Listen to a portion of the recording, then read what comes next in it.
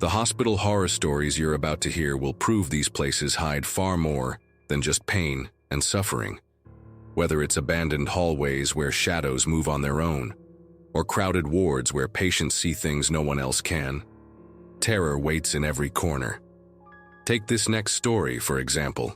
A construction worker was hired to renovate an abandoned hospital, only to realize she wasn't alone. Something was lurking in the darkness. But before we dive in, make sure you're subscribed so you never miss a terrifying tale. It was 2012, and there I was, helmet and uniform on, working as a construction worker in that abandoned hospital. You know the kind of place that seems frozen in time? Well, this was one of those. The hospital had been built back in the 1950s, full of thick walls, endless corridors, and a heavy atmosphere you could feel as soon as you walked in.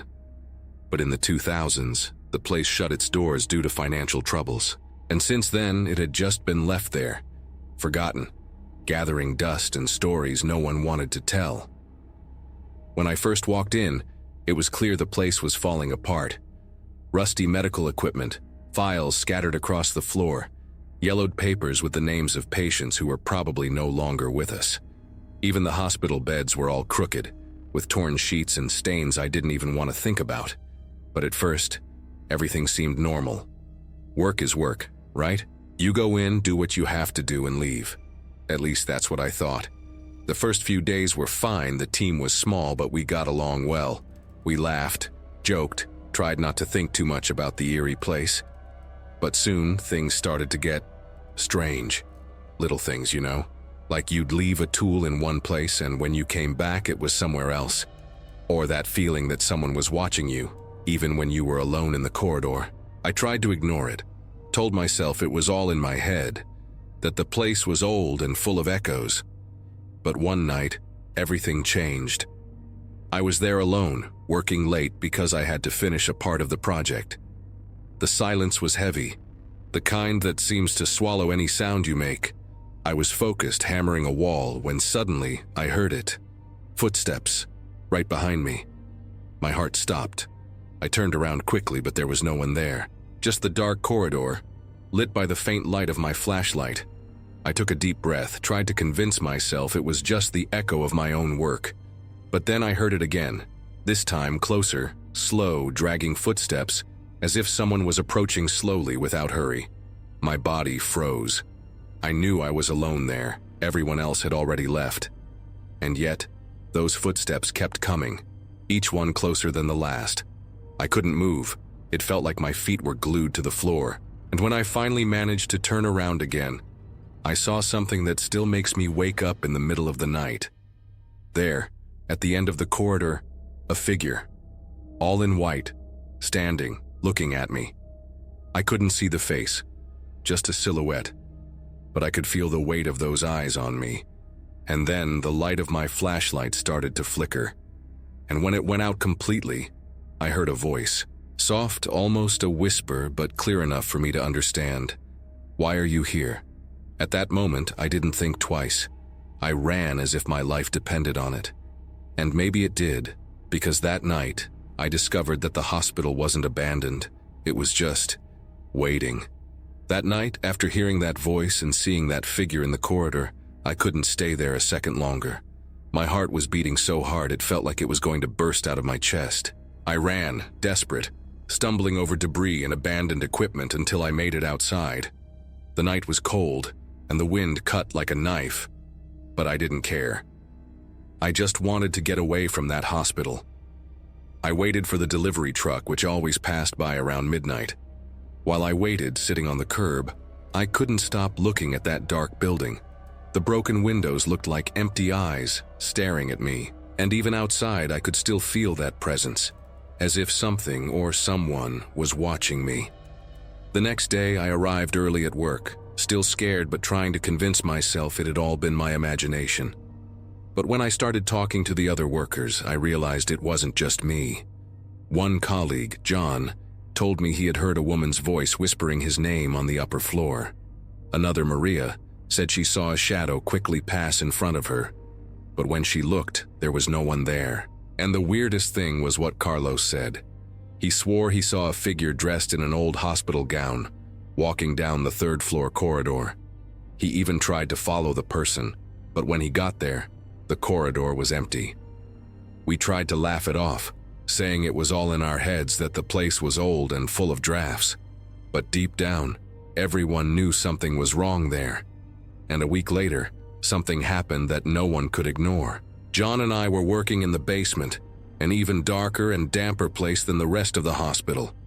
We were there to check the structure, as the place was starting to crumble. Suddenly, we heard a loud noise, the kind that makes you jump in fright. It sounded like something heavy had fallen. We looked at each other, and I saw in John's face the same doubt I felt. Go see what it was, or run away. We decided to go together. We followed the sound to a room full of old shelves where medical records were kept. And when we got there, we saw that one of the shelves had fallen, scattering papers and folders across the floor. The strange thing was that the shelf was firmly attached to the wall. There was no way it could have fallen on its own. And worse, when we approached, we heard it again. That voice. This time it was clearer, as if it was right beside us. A woman's voice, soft but full of despair, whispering, "Help me, please." John looked at me and I saw the fear in his eyes. We didn't need to say anything. We ran out of that basement and never went back. But even after that, things only got worse. It seemed that the more we tried to ignore it, the more the hospital showed that it wasn't going to let us be. The shelf, that damned shelf. It was attached to the wall with thick, rusty screws, but still firm. There was no way it could have fallen on its own. No way someone could have knocked it down without making a huge effort. And yet, there it was, on the floor, with papers scattered as if they had been thrown on purpose.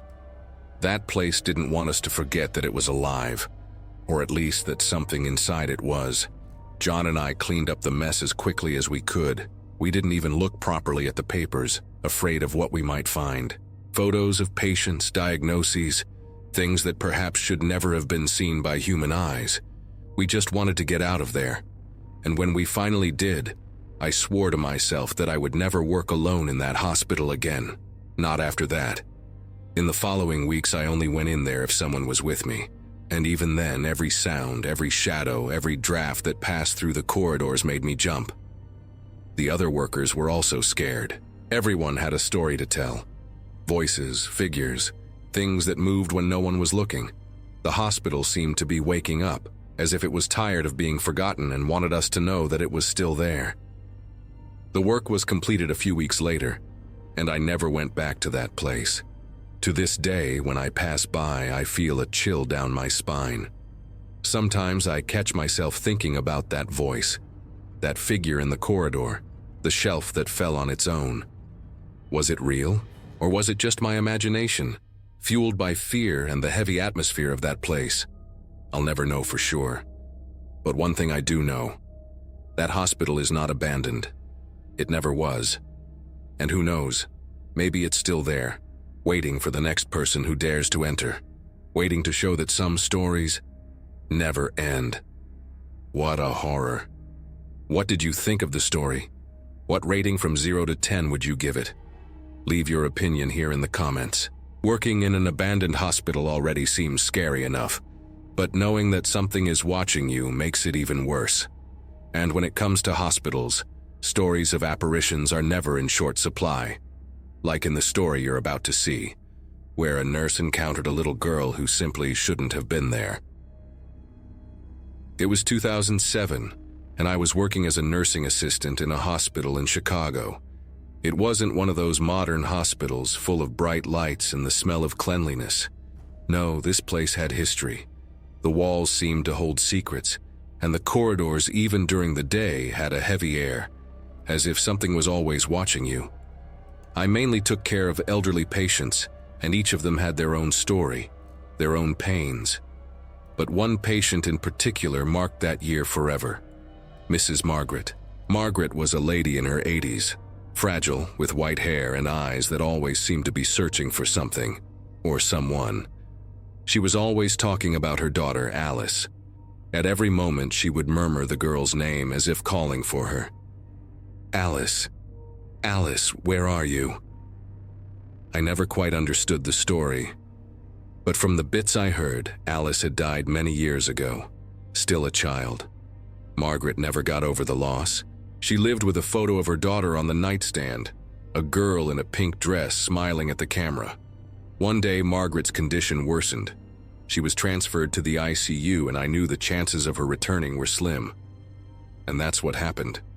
She passed away a few hours later. I felt bad, of course, but it was part of the job. You get used to it, or at least you try. What I didn't expect was that this wouldn't be the end of the story. A month later, I was on the night shift as usual. The hospital was quiet, that kind of silence that only happens when most patients are asleep. I was on the third-floor corridor, going to fetch some medications, when I saw something that made me stop in my tracks. A little girl. She was there at the end of the corridor, her back to me, wearing a pink dress. My heart skipped a beat. It was strange because children didn't usually stay on that floor, especially at that hour. I called out softly, "Hi, are you lost?" She didn't answer. Instead, she started to run. Run fast, as if she were playing tag. My feet moved before I could think, and I went after her. She entered a room 307. I reached the door a few seconds later, a bit out of breath, and opened the door slowly. "It's okay, I just want to help." But the room was empty. No one there. Nothing. Just the made bed and the silence. I looked around, thought maybe she had hidden, but there was nowhere to hide. The room was completely empty, and then as I was about to leave, something caught my attention. On the nightstand, there was a photo of a girl in a pink dress, smiling at the camera. It was the same photo that Margaret had in her room. My blood ran cold. I knew that photo shouldn't have been there, and I knew that girl. That girl wasn't flesh and blood. I stood at the door of room 307, looking at that photo and feeling a chill that had nothing to do with the hospital's air conditioning. My heart was beating so hard I could almost hear it. Calm down, I thought. There has to be a logical explanation for this. I took a deep breath and decided to investigate. Maybe the girl had hidden in the bathroom or under the bed. Yes, that was it. It had to be. I entered the room and looked in the bathroom first. Nothing. The door was ajar, and I pushed it slowly, expecting to see something. Someone. But it was empty. Just the silence and the dim light from the ceiling reflecting in the mirror. I even checked the shower stall, but there was no one there. Okay, I thought. Maybe under the bed. I knelt on the floor and looked underneath. Dark, empty, just a bit of dust and nothing more. I stood up, feeling a bit silly, but still with that chill down my spine. The photo was still there, on the nightstand, staring at me. I didn't want to touch it, but I had to. I picked up the photo with the tips of my fingers as if I were afraid it would burn. It was the same, for sure. The girl in the pink dress, smiling. Alice. At that moment, I knew I couldn't keep this to myself. I went straight to the supervisor's office, still with the photo in my hand. I told him everything that had happened. The girl in the corridor, her running, the empty room, the photo. He looked at me with that, "Are you kidding me?" face, but I insisted. "I swear I saw her. Someone needs to check this out." He called security, and together we went to check the cameras. The third-floor corridor had a camera right in the middle, covering most of the way. We reviewed the footage from that time, and I pointed, "Look, that's where I saw her." But on the screen, there was nothing. Just me, walking down the corridor, suddenly stopping and looking at nothing. Then I was running, as if I were chasing someone, but there was no one there. Just me trying to call out to a girl that no one else saw. The supervisor looked at me and chuckled. "You need a vacation, huh? You're seeing things." I tried to argue, to show him the photo, but he wouldn't even look at it properly. "This must be all in your head. You've been working too much. You're tired. Go get some coffee and forget about it." I left there feeling like trash.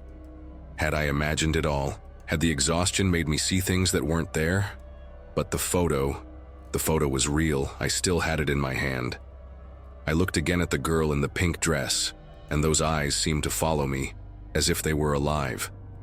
That night I couldn't sleep properly. Every time I closed my eyes, I saw the girl running down the corridor, that pink dress swaying as if she were calling me to something. And I knew deep down that it wasn't over. Something was wrong in that hospital, and I had just stirred it up. After that night, I couldn't get the girl out of my head. The more I thought about it, the more I was sure that she was Alice, the deceased daughter of Mrs. Margaret. The photo, the pink dress, the way she appeared and disappeared, it all made sense. But why was she there? What did she want? A few days later, I was in the cafeteria, having coffee with a colleague, Carlos. He's a serious guy, not the type to make up stories. We were talking about the night shift, and out of nowhere he says, "You won't believe what I saw yesterday? In the basement." I almost spilled my coffee. "What? What did you see?" He looked around as if he were afraid someone would hear, and said softly, "A little girl in a pink dress. She was there at the back of the basement, but when I went to check, there was no one there." My heart almost stopped. It was her again. Alice. I told Carlos what had happened to me, and he turned pale. "Man, this is too weird. What could she want?" We didn't have an answer, but one thing was certain: Alice wasn't alone in that hospital. Since then, strange things started to happen. Small objects would disappear from patients' rooms. A glass here, a book there, even a pair of glasses. Nothing too important, but enough to leave everyone intrigued. I began to suspect that Alice was behind it. Maybe she was trying to communicate, or maybe she just wanted attention. I didn't know, but every time something disappeared, I felt that presence again, as if she were nearby, watching. I started to think that maybe her apparition was a form of gratitude. I had taken care of her mother, Mrs. Margaret, in her last days of life. Maybe Alice just wanted to say thank you in some way. Or maybe she was trapped there in the hospital and needed help to move on. I wasn't sure. But one thing I was certain of: what I saw that night wasn't a figment of my imagination. It was real. The experience left me convinced that there is something beyond what we can see or explain, something that goes beyond science, logic, what we understand as normal. Alice showed me that the world is full of mysteries, and that sometimes, just sometimes, we get a glimpse behind the curtain. Today, I still work at the hospital, but every time I pass by the third-floor corridor, I look to the end of the corridor, expecting to see that pink dress again. And even if I never see Alice again, I know she is there, somewhere, taking care of her mother in a way we can't understand. Chilling, isn't it? Many people believe that some souls remain trapped in the place where they departed, but not all unexplained cases involve ghosts. Sometimes the true terror lies in something that defies science and medicine, like the mysterious man who arrived at a hospital in critical condition, and his body began to disintegrate before the doctor's eyes. I'll never forget that case. And let me tell you, after 20 years as a nurse, I've seen it all. Bizarre accidents, rare diseases, people at their limit. But that was different. It was like a nightmare had walked out of a horror movie and right into my shift. It was a cold night, the kind where the wind seems to moan through the hospital corridors. I was at the emergency room reception, finishing up some paperwork, when the automatic doors opened with that whoosh sound. 2 paramedics rushed in with a stretcher, and there he was, a man apparently in his early 40s, sweaty, pale, and with completely lost eyes. He wouldn't stop murmuring incoherent things as if he were delirious. The first thing that caught my attention were the burns. He had strange marks on his arms, on his neck. It was like his skin had been toasted, you know. But it wasn't a common burn from fire or chemicals. It was something different. The skin was kind of dark, kind of gray, as if it were disintegrating. Yes, that's the word, disintegrating. The doctors quickly took him to an isolation room. At that moment, we already knew something was very wrong there. When we started trying to clean the wounds, that's when things got really bad. His skin just came off. It wasn't like cleaning a normal wound where you remove the dead tissue and that's it. No. It was as if his flesh was dissolving, turning into a kind of dark jelly. And the smell? My God, the smell was indescribable. Sweet but rotten, it made you want to vomit.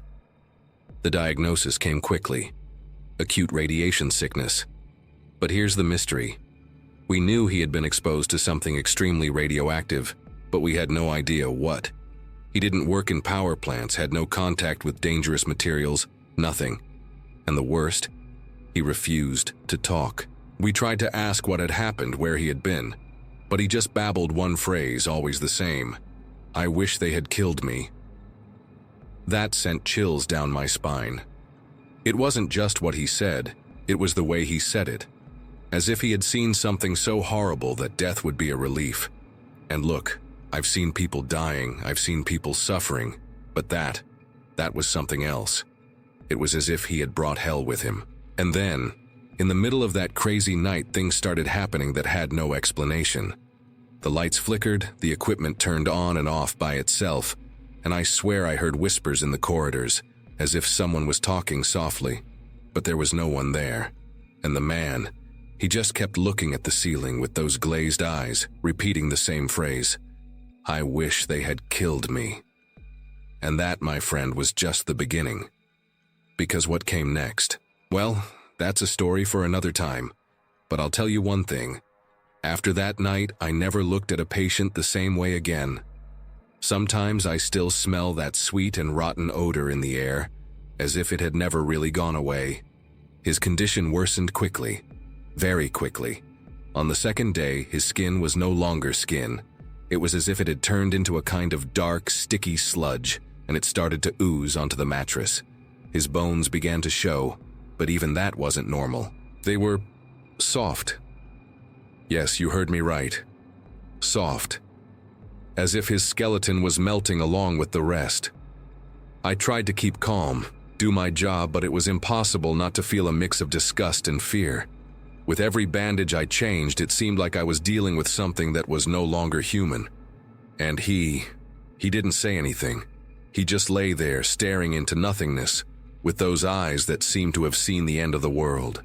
I tried to make conversation, ask what had happened, if he had family, anything, but he just stared at me in silence, as if I were a ghost. Or worse, as if he were already dead inside. On the third day, his family showed up. And that's when the pieces started to fall into place. There was a woman and 2 children, all looking like they hadn't slept in days. The woman, who said her name was Martha, was desperate. She said he worked at a nuclear waste treatment plant. It wasn't a glamorous job, but it paid the bills. Only, in the last few weeks, he had started complaining about the lack of safety at work. He had reported a leak, but no one paid attention. Worse, as punishment, he was forced to clean up the leak alone, without proper equipment. Martha cried as she told us this. She said he came home that day looking like a zombie, could barely speak. And the next day, the symptoms started. The burns, the weakness, the delirium. She tried to take him to the hospital earlier, but he refused. Said it was no use, that it was too late. And by the looks of it, he was right. We did everything for him. Everything. But there was no way to save someone from that. His body continued to deteriorate, as if it were being consumed from the inside.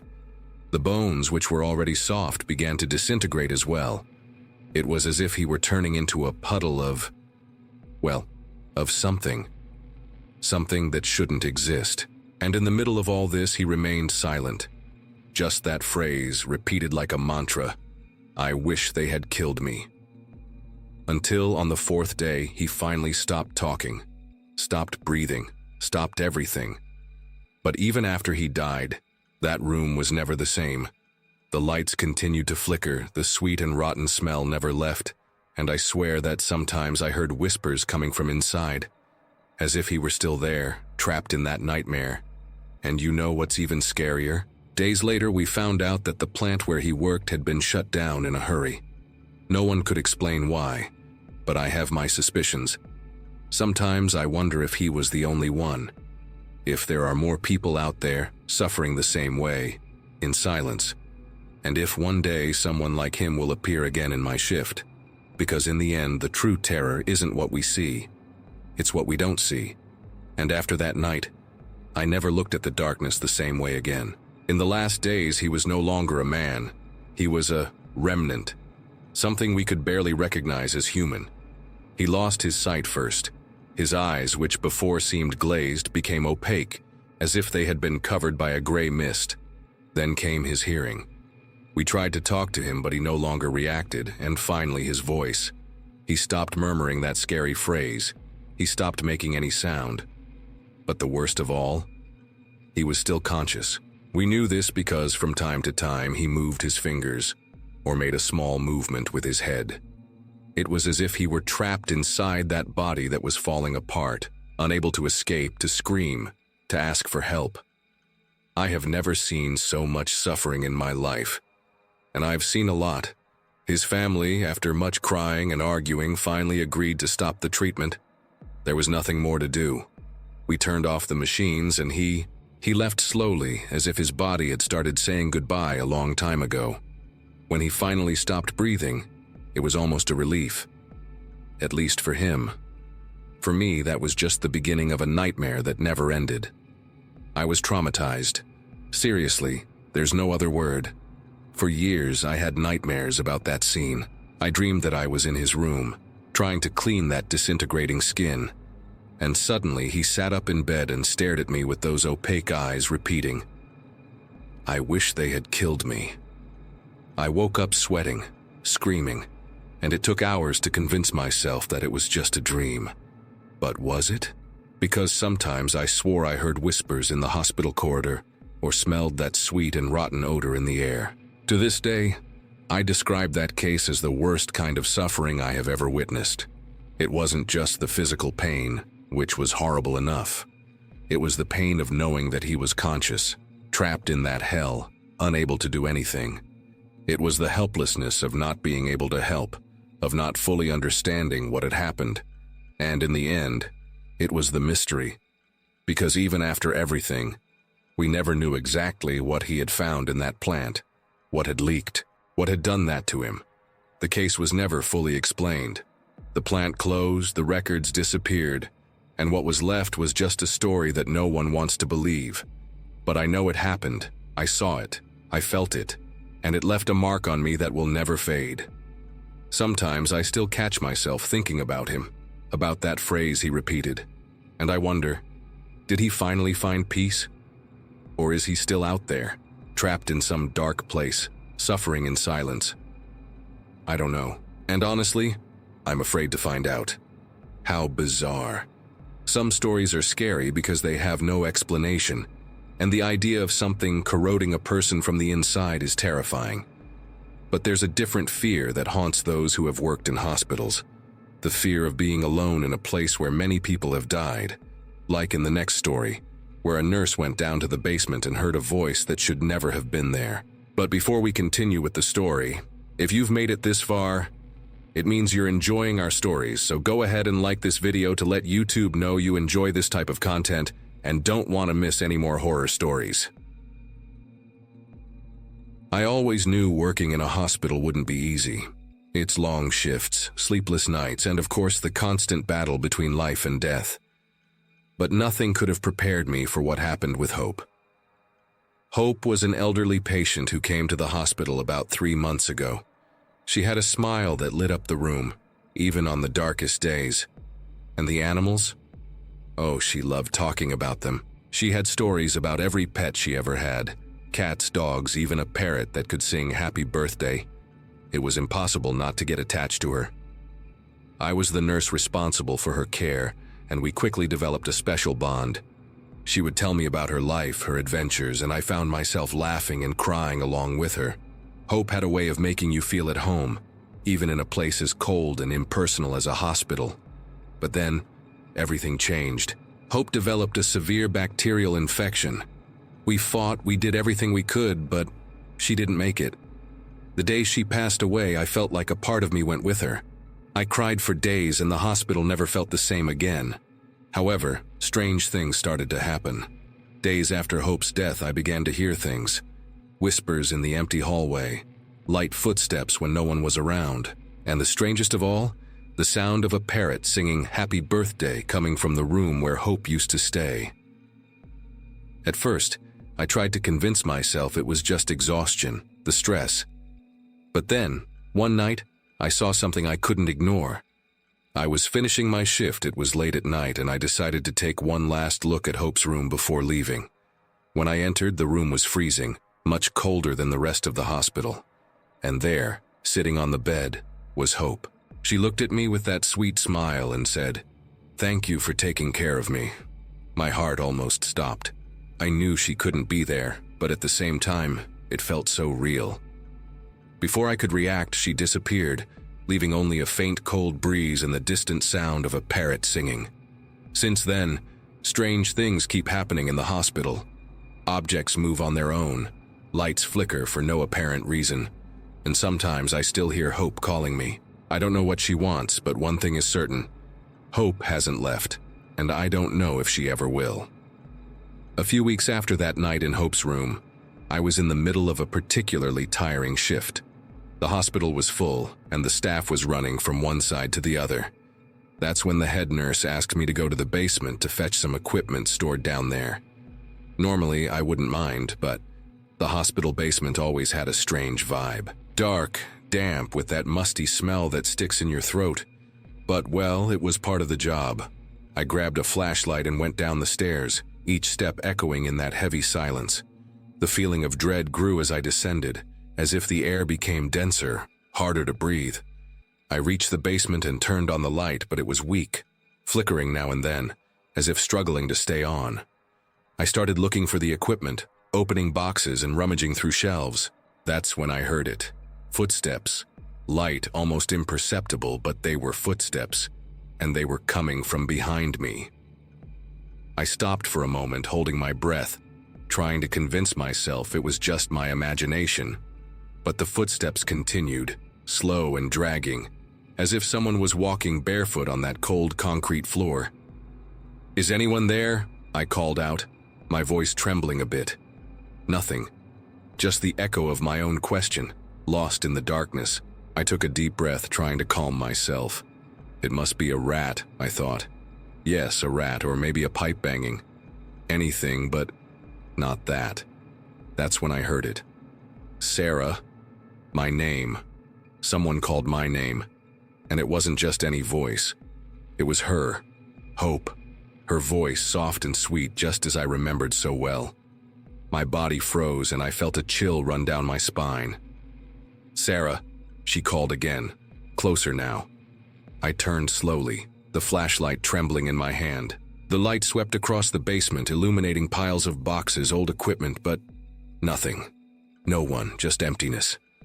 And then the flashlight began to fail, flickering until it went out completely. I stood in the dark, hearing only my accelerated breathing and the footsteps. They were getting closer, closer and closer. "Hope," I whispered, my voice almost disappearing into the air. And then I felt it. A hand. Cold as ice. It touched my shoulder. I spun around quickly, but there was no one there, just emptiness and darkness. And suddenly the basement light came back on, weak but enough for me to see. There in the farthest corner was her, Hope, standing there in her hospital gown, looking at me with that sweet smile. But something was wrong. Her eyes, they weren't the same anymore. They were dark, empty, like two bottomless holes. "Sarah," she said again, and this time her voice had a different tone. It was as if there was pain, an urgency behind the words. I didn't know what to do. Run? Scream? But before I could react, she disappeared, as if she had never been there. I stood still for a moment, trying to process what had just happened. And then, I heard it. The sound of a parrot singing "Happy Birthday" coming from somewhere in the basement. I got out of there as fast as I could, without even grabbing the equipment. When I returned to the main floor, no one seemed to notice that something was wrong. But I knew. Hope was trying to tell me something, and I had no idea what it was, or what she wanted from me. Scared, I ran back to the elevator, my heart beating so hard I could almost hear it. When the doors closed, I took a deep breath, trying to calm down. But how? What had I just seen? What did Hope want from me? When I returned to the ward, my colleagues were as busy as ever, and I decided not to tell anyone about what had happened. Who would believe me, right? "Sarah, you must be tired," they would say. It's just work stress. But I knew it wasn't just that. I felt it. I heard it. However, there was one person I trusted. Clara, a colleague who had worked with me for years. She had always been more open to these things, so in a moment of weakness, I ended up telling her. To my surprise, she didn't laugh. She just looked at me seriously and said, "Sarah, hospitals are places full of stories like this. Souls that can't move on. Maybe Hope needs help finding her way." That left me thoughtful. I had never believed in the paranormal, always had my feet on the ground. But how to explain what happened in the basement? How to explain the voice, the footsteps, the icy hand on my shoulder?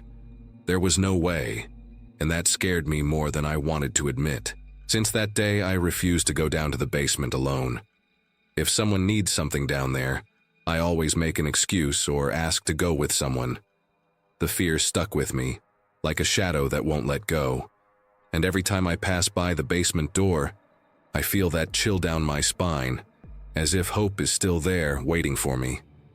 The experience changed me. I'm no longer the same nurse who would go down to the basement without a second thought. Now I avoid any situation that takes me there, and sometimes when I'm alone in the hospital late at night, I still hear the distant sound of a parrot singing, "Happy Birthday." It's as if it's a reminder that, perhaps, Hope never really left, and I don't know if she ever will.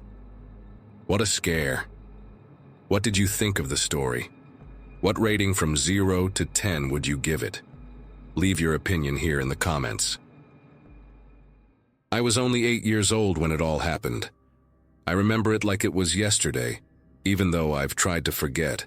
I was feverish, weak, and my mom didn't know what to do anymore. Home remedies weren't working, and I was only getting worse. She carried me in her arms to the car and took me straight to the nearest hospital. At the time, I didn't really understand what was going on. I just knew something was very wrong with me. The hospital was a place that already gave me the creeps. That smell of alcohol and cleaning supplies, the fluorescent lights that seemed colder than they should be, and the silence. A silence that cut deep. The doctors examined me, said a bunch of words I didn't understand, and then came the news. They needed to perform a lumbar puncture. I had no idea what that was, but the look on my mom's face said it all. She turned pale as if she had seen a ghost. She begged, cried, and asked them to find a way to do it without traumatizing me. I was just a kid, you know. She didn't want me to go through any more suffering than I already was. That's when the doctor suggested something different. They talked about something called ketamine, an experimental tranquilizer. At the time, I had no idea what that was, but my mom got even more scared when she found out that ketamine was traditionally used as a tranquilizer for horses. Horses. Imagine that. A drug made for large, heavy animals being used on a small child like me. But they insisted. They said it would be the best way to keep me calm during the procedure. My mom hesitated, but in the end, she had no choice. She held my hand tightly, looked me in the eyes, and said, "Everything's going to be okay, I promise." I wanted to believe her, but something inside me already knew that this promise wouldn't be so easy to keep. When they gave me the injection, it was as if the world around me began to shatter. I couldn't move, but I still felt everything. It was as if I were floating, but at the same time trapped in a nightmare. And that's when things started to get strange. I heard voices whispering things I couldn't understand, shadows moving in the corners of the room, and a feeling that something, or someone, was watching me. Something that wasn't human. But that was just the beginning. Because when the lumbar puncture finally started, I swore it was no longer the hospital around me. It was something much darker, much older, and I was completely alone there. They took me to the operating room on a stretcher. I remember looking at the ceiling, those white lights passing quickly as I was wheeled through the hallways. My mom couldn't come in with me, and I felt a tightness in my chest when the doors closed behind me. The room was cold, full of equipment that looked like something out of a science fiction movie. The doctors and nurses were all wearing masks and gloves, and I couldn't see their faces properly. Just their eyes. And those eyes, they seemed empty, as if there was no one behind them. They laid me on my side, told me to stay still. But how could a scared child stay still? That's when the needle came, the intravenous ketamine. I felt the cold liquid entering my vein, and almost immediately the world began to spin. Everything became blurry, as if I were underwater. My head felt heavy, and I felt disoriented, as if I were falling into an endless hole. I wanted to scream, but my mouth wouldn't obey. I wanted to move, but my body wouldn't respond. And then something strange happened. Suddenly, I was no longer on the stretcher. I was floating, looking down. I could see my own body there, small and fragile, surrounded by those figures in white coats. But they no longer looked human. From above, I saw their forms distorting, as if they were monsters. Their masks seemed glued to their skin, their eyes glowed like embers, and their hands were long and thin, with fingers that stretched out like claws. I felt a fear I had never felt before, a fear that came from the depths of my soul. And that's when I realized they weren't just performing a lumbar puncture. They were trying to take something from me, something that wasn't physical. It was as if they were trying to pull my soul out of my body. I could feel a sharp pain, but it wasn't a normal pain. It was as if something was being torn out of me, something I didn't even know existed. I couldn't take it. I fought back. Even while floating, I felt a force coming from somewhere inside me. I screamed, kicked, tried to grab onto anything. Down below, in my body, I saw my arms and legs twisting as if I were still trying to escape. The doctors and nurses tried to hold me down, but I was determined not to let them take me. I didn't know what it was, but I knew I couldn't let it happen. And then, suddenly, everything went black. I fell back into my body, and the pain was so intense that I lost consciousness. When I woke up, I was back in the hospital room, my mom by my side, holding my hand. She was crying, but I couldn't speak. I just knew that something had changed inside me, something I would never be able to forget. I don't know exactly how, but at some point, more nurses were called. I must have been fighting so hard that they needed reinforcements. I remember seeing several hands trying to hold me down, immobilize me. I kicked, screamed, tried to break free, but it was useless. There were too many of them, and I was just a kid. A scared kid, afraid that those white-coated monsters would take something I would never get back. In the midst of the chaos, I saw my mom. She was there, outside the room, looking at me through the window. I screamed at her, accused her of betraying me. "You were supposed to protect me," I yelled, tears streaming down my face. "I hate you for letting this happen." I saw her face twist in pain, but at that moment I didn't care. I was angry, scared, and felt like she had handed me over to those creatures. The lumbar puncture was completed, but I didn't feel relieved. I felt empty, as if something had been torn out of me and would never be returned. They took me back to the room, and I lay in bed, staring at the ceiling, not saying a word. My mom tried to talk to me, tried to comfort me, but I turned my face to the wall. I didn't want to look at her. I didn't want to talk to her. I just wanted to disappear. I remained silent for hours, maybe even days. Time seemed to no longer make sense. I felt as if I were floating between two worlds. The real world, where I was lying in that hospital bed, and another world, dark and scary, where those white-coated monsters were still lurking, waiting to finish what they had started. That experience was the most traumatic of my life. To this day, I have nightmares about that room, those bright lights, those cold hands holding me down, and the scars that remain. They're not just physical. They're scars that remain on my soul. I could never trust hospitals, doctors, or even my mom in the same way again. The child who entered the hospital that day never left. Something of her remained trapped in that room, along with the monsters. And to this day, when I pass by a hospital, I feel a chill down my spine, as if those creatures were still there waiting for me, waiting to finish what they started. So, how'd you like this nightmare-fueled trip through the hospital halls? If you're still here, you're clearly part of the No Fear crew.